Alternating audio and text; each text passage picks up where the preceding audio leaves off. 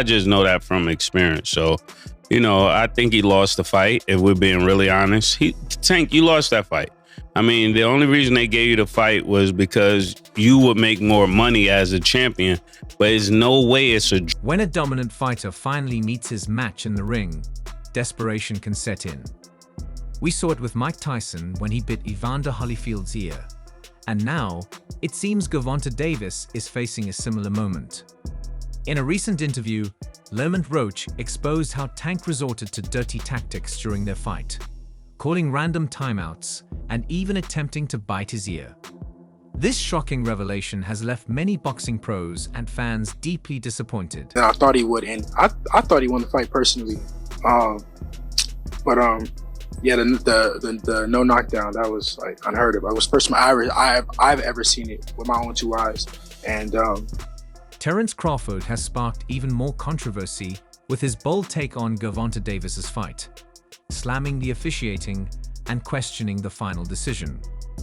Appearing on the Big Podcast with Shaq, Crawford didn't hold back, insisting Gervonta Davis a knee should have been ruled a knockdown.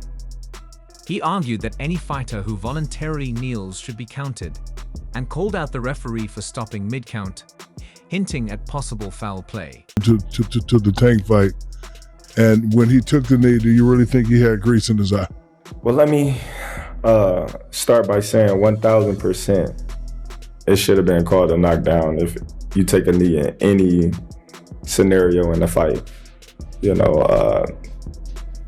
I don't know if he had grease in his eye or what.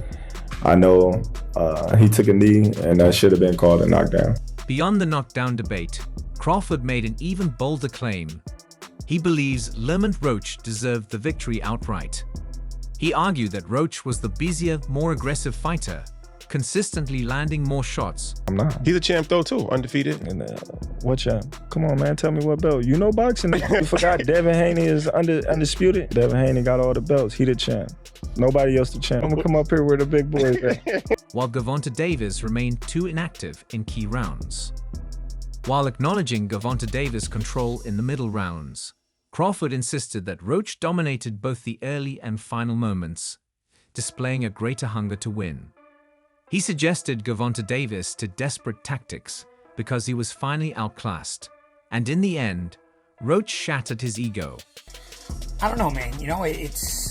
I can't keep reiterating how disappointing Gervonta Davis has been as far as the resume is concerned. If this is about as manufactured a star as you can make, and anybody who is going to defend that is really got to get their groupie lenses checked, because I've never seen a guy with this many pay-per-view headliners have not a single Hall of Famer on his resume. Not a single win on Gervonta Davis's resume will make. Najee didn't hold back either, calling Gervonta Davis a protected fighter and slamming the fight as yet another manufactured moment in boxing.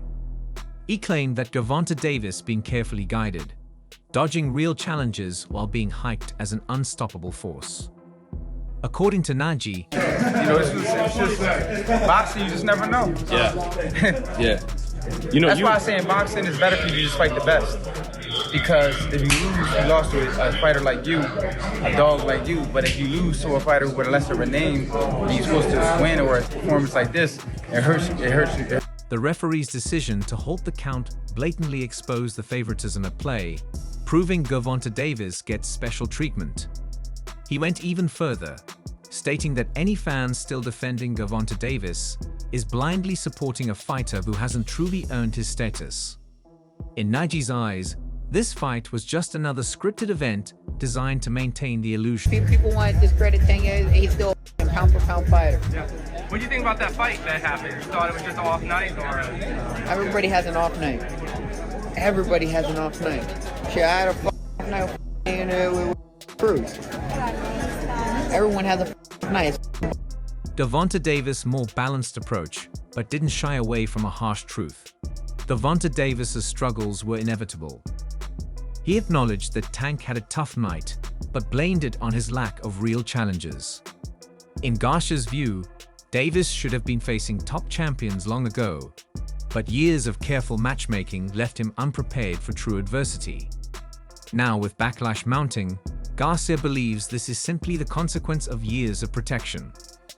Fans are frustrated because Davis has avoided real tests like Devin Haney and Shakur Stevenson. And when he finally faced resistance, it exposed the flaws in his career. Gervonta Davis take a knee, and should he have been deducted a point, and in the end lost that fight to Roach, in your opinion? Yeah, in my opinion, if it was a draw, he take a knee.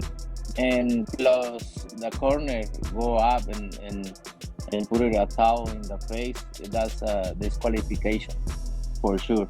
I'm talking about the... Romero shared a similar perspective, arguing that Gervonta Davis simply had an off night, just like he did against Isaac Cruz. According to Romero, every fighter experiences tough nights.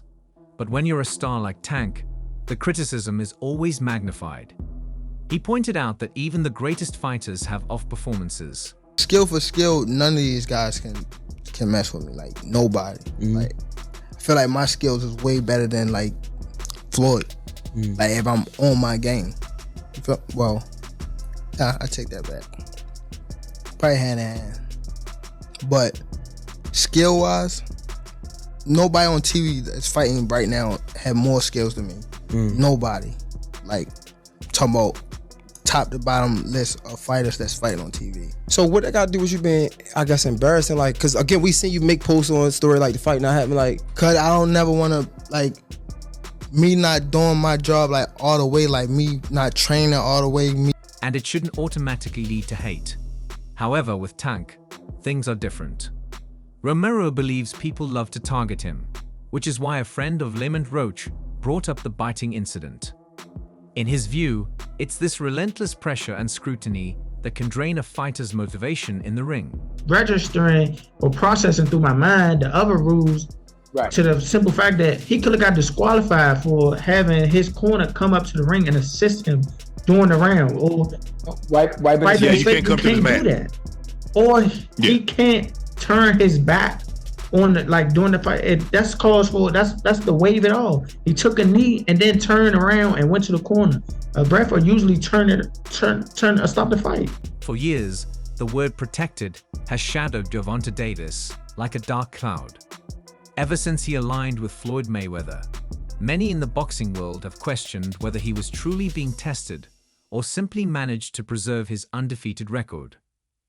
His opponents were often handpicked, fights were dictated on his terms, and the biggest names in his division were consistently avoided. Now, after his controversial draw with Lamont Roach, I'm not sure, bro. I'm definitely not sure, but hopefully we could get it before. Nah, it probably won't be this. The doubts surrounding his career are louder than ever. The myth of Tank's invincibility has taken a serious hit, and for the first time, the world is seeing what happens when he's not in control. In fact, Canelo Alvarez took it a step further, suggesting that Tank's behavior in the ring should have resulted in immediate consequence. He said he only do a rematch. You want to fight? 100%. It's only a matter of time. We're gonna fight. We're gonna fight again. It's just whenever the fight gonna happen. So it's gonna happen. Boxing fans and pros have long criticized Gervonta Davis for avoiding real challenges. While fighters like Devin Haney, Shakur Stevenson, and Teofimo Lopez have stepped into dangerous matchups, Tank has stayed in his comfort zone. He built his reputation with flashy knockouts, but mostly against opponents who posed little threat. The moment he struggled against Isaac Cruz, the protected label gained even more traction. Now, with Lamont